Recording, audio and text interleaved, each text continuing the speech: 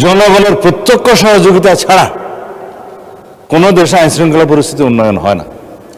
সেই জন্য সামাজিক মোটিভেশন দরকার, রাজনৈতিক দলগুলো সেরকম সচেতনতা বৃদ্ধির জন্য কাজ করা দরকার। যেমন মাননীয় সংসদ সদস্য জনাব মোহাম্মদ আব্দুল খালেক সাতক্ষীরা 2 তিনি প্রস্তাব দিয়েছেন গ্রাম পুলিশ দিয়ে মাদক সহ দুর্নীতি বন্ধ করা যায় কিনা এটা দেখা।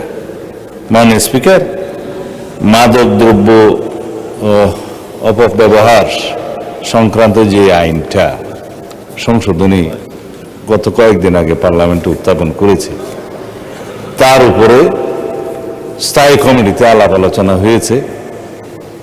আজকে সেটার উপরে কমিটির রিপোর্ট হয়তো উপস্থাপন হতে পারে, যতটুকু আমরা আলোচনা করেছি।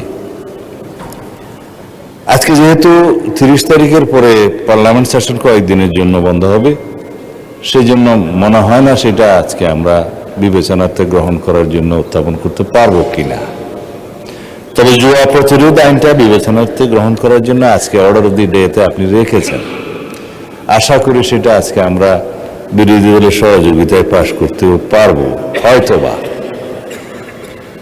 আইন শৃঙ্খলা পরিস্থিতি উন্নয়নের জন্য, যেহেতু দেশের শান্তি শৃঙ্খলা আইন শৃঙ্খলা পরিস্থিতি যদি উন্নত থাকে, তাহলে উন্নয়ন, অগ্রগতি, স্থিতিশীলতা, শান্তি সবকিছুই বজায় থাকে বেসড অন দ্যাট। সেই জন্য আমাদের মাননীয় প্রধানমন্ত্রী এই বাজেট যখন আমরা ক্যাবিনেটে অ্যাপ্রুভাল দেই, প্রথাগতভাবে যেদিন বাজেট উপস্থাপন করা হয় সেদিন তিনি নিজে জিজ্ঞেস করেছেন স্বরাষ্ট্র মন্ত্রণালয়ের বাজেট বরাদ্দ একটু বলেন আবার কত বৃদ্ধি হলো না কেন। তা আমি বলেছি 5-7 কোটি টাকা গত বছরের চেয়ে বৃদ্ধি হয়েছে, তবে যতগুলো প্রকল্প এবং যতগুলো আইন আমরা উত্থাপন করছি তার প্রেক্ষিতে অর্থবিল হিসেবে মাদকদ্রব্য নিয়ন্ত্রণ আইনটা অর্থবিল, এগুলোর জন্য যথেষ্ট ব্যয় নির্বাহ করতে হবে আমাদের। সেটা এই প্রকল্পগুলো এবং আইনগুলো পাশ হওয়ার পরে আমরা সেই খাতে বরাদ্দ চাইব। মানে অর্থমন্ত্রী হয়তো দয়া করে যেগুলো থোক বরাদ্দ রেখেছেন ওখান থেকে প্রকল্প ওয়াইজ বরাদ্দ দিবেন। আইন শৃঙ্খলা পরিস্থিতির উন্নয়ন করার জন্য গ্রাম পুলিশ থেকে শুরু করে আইজিপি পর্যন্ত সবাই কাজ করে, পলিটিশিয়ানরা তার উপরে মন্ত্রণালয়।